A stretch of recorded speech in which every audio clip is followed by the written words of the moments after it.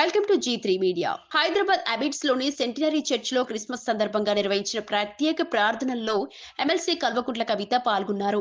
చర్చిలో భక్తులతో కలిసి ప్రార్థనలు నిర్వహించి క్రైస్తవ సోదర సోదరీమణులకు క్రిస్మస్ శుభాకాంక్షలు తెలిపారు. ఈ సందర్భంగా కవిత మాట్లాడుతూ ప్రస్తుతం క్రైస్తవులకు సంబంధించిన అభివృద్ధి కార్యక్రమాలు సరిగా అమలవడం లేదని అన్నారు.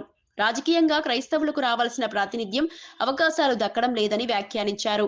సీఎం రేవంత్ రెడ్డి ప్రతిపక్షాలపై విమర్శలు చేయడమే తప్ప వాస్తవంగా అభివృద్ధి కార్యక్రమాలపై దృష్టి పెట్టడం లేదని ఘాటుగా విమర్శించారు.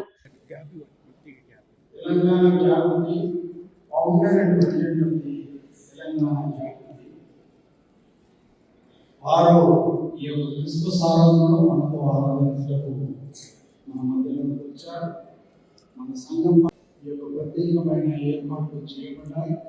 అందరూ బట్టి డేవిడ్ గారు కూడా ప్రత్యేకమైన వందనాలు మన పక్షాన తెలియపరుస్తున్నాం. ఈ సమయంలో ఐ రిక్వెస్ట్ మేడం మరి శ్రీమతి కవిత గారిని 2 నిమిషంలో క్రిస్మస్ శుభంలో మనతో పంచుకోవాలని మనం చేస్తున్నాం. Only 2 minutes.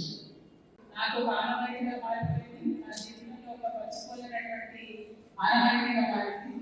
And as all of you know I'm a product of standard high school. So standard school కాబట్టి నేను ఇక్కడ రెగ్యులర్గా రావడం, టీచర్స్లో కూడా రావడం, మెమరీస్ చర్చ్లోనే నా బాల్యబంధంతో అనుబంధంతో కలిసింది కాబట్టి ఈ క్రిస్మస్ రోజు మీ అందరితో కలిసి ఉండడం చాలా సంతోషం. క్రీస్తు పుట్టినటువంటి రోజు భూలోకంలోనే కాదు పరలోకంలో కూడా పండుగ చేసుకుంటారని చెప్తారు. భూమి మీదనే కాదు ఆకాశంలో కూడా సంబరాలు చేసుకుంటారని చెప్తారు.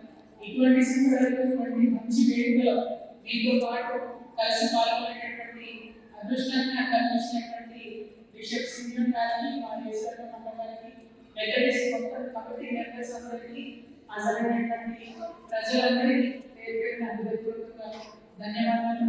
ఈ క్రిస్మస్ మనందరి జీవితాల్లో కూడా శుభాన్ని తీసుకురావాలని, మంచిని తీసుకురావాలని మనందరం తీరాలని లైఫ్ షూట్ హ్యాపీ ఎంజాయ్మెంట్ కోరుకుంటూ advance and I wish you all very very merry Christmas.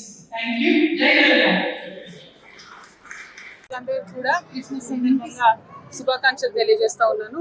మరి ప్రతి క్రిస్మస్ లాగానే ఈ క్రిస్మస్ కూడా మరి అందరి జీవితాల్లో వెలుగు నింపాలని చెప్పి మనస్ఫూర్తిగా కోరుకుంటున్నాను. క్రిస్టియన్స్కి సంబంధించి ఏదైతే డెవలప్మెంటల్ యాక్టివిటీ తెలంగాణ రాష్ట్రంలో ఉందో అది అన్ఫార్చునేట్లీ కంటిన్యూ అవ్వడం లేదు. ఇంకా పెద్ద ఎత్తున డెవలప్మెంట్ ఆస్పెక్ట్స్ కంటిన్యూ అవ్వాలి. Freedom to practice any faith అన్నది చాలా ఇంపార్టెంట్. దాన్ని మనం ప్రొటెక్ట్ చేసుకోవాలి.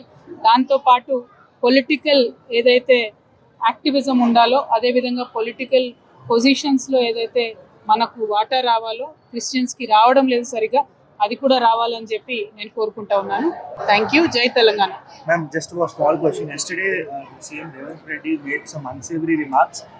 He threatened to skin your brother alive, and he also said that God punished KCR with a hip injury after he took oath as a CM. How do you see this political discourse? See, first of all, Ravant Reddy garu always tries to divert the topic from his failures. So the entire Telangana state ఇప్పుడు ఉన్నటువంటి politics ఎట్లా అంటే diversion and corruption. So నిన్నటి రేవంత్ రెడ్డి గారి speech అంతా కూడా ప్రతిపక్షాల మీద పడి ఏడవడం తప్పితే మీరు చేస్తా అన్న పనులు ఎందుకు చేయలేదన్న చెప్పడం లేదు. నేను అనేది ఏంటంటే 2500 రూపాయలు ఆడబిడ్డలకు ఇస్తా అన్నారు. ఫస్ట్ అవి ఇవ్వండి. పెన్షన్ 2000 ఉన్నాయి, 4000 చేస్తా అన్నారు. 4000 చేయండి. 4000 చేయడం చేత కదా అనుకోండి, 2500 చేయండి, 3000 చేయండి, పెంచండి, పని చేయండి. పని చేయకుండా ప్రతిపక్షాల మీద పడి ఏడుస్తే ఏమొస్తుంది? నేను స్వయంగా పాలమూరు జిల్లా అంతా మొన్నటిదాకా తిరిగి వచ్చిన 6800 కోట్ల రూపాయలు పాలమూరు ప్రాజెక్ట్కి ఇచ్చిన అని చెప్పింది రేవంత్ రెడ్డి గారు. 6800 కోట్ల రూపాయలు ఇస్తే ఒక్క తట్టెడు మట్టి కూడా ఎత్తుతలేరు. పాలమూరులో ఉన్న అన్ని రిజర్వాయర్లు తిరిగేసి వచ్చిన నేను అథారిటీగా చెప్తున్నా, ఎక్కడ ఒక తట్టెడు మట్టి కూడా ఎత్తుకొస్తలేరు. ఇంకెందుకోసం ఆయన ఏం చేస్తున్నట్టు ప్రతిపక్షాల మీద పడి సేమ్ అవే తిట్లు నేను రిపీట్ కూడా చేయదలుచుకోలే. ఆ తిట్లు ప్రజలు కూడా హర్షించడం లేదు. ఆ భాష కరెక్ట్ కాదు. అట్ ద సేమ్ టైం ప్రతిపక్షాలు అంటే ఏమొస్తుంది? పని చేయడానికి ప్రజలు మీకు అధికారం ఇచ్చారు, మీరు పని చేయండి. అవి వదిలిపెట్టి ఊరికే ప్రతిపక్షాల మీద పడి ఏడిస్తే వచ్చేదేం లేదు. Congress government has failed Telangana. He should try to work for the people, not only play politics all the time. Thank you. Thank you so much.